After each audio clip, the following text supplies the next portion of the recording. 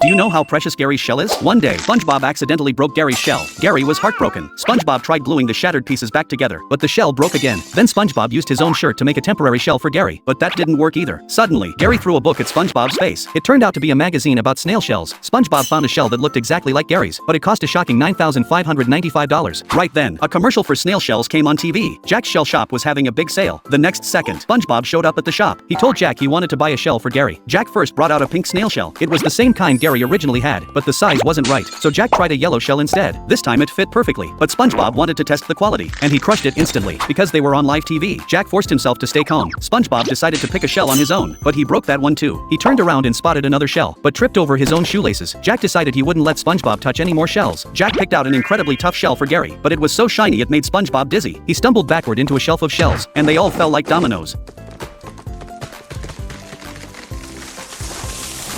Thanks to SpongeBob's help, every snail shell in the store was destroyed. Jack completely lost it. He demanded SpongeBob pay for everything. SpongeBob handed over all his money, and now he was completely broke. So he found a cardboard box in the trash for Gary to live in. Suddenly Gary started crying, and SpongeBob cried too. Right then, Mr. Krabs showed up. SpongeBob said if Mr. Krabs could help Gary find a proper shell, he'd work for free for an entire year. They finally reached an agreement. That night, SpongeBob suddenly saw a monster. He turned on his flashlight and realized it was Gary. Obviously, Mr. Krabs had given Gary his own shell. Suddenly someone burst in. It was Mr. Krabs, freezing cold without his shell. SpongeBob gave him a blanket, but Gary didn't look happy, and in the end, he shut SpongeBob outside the house.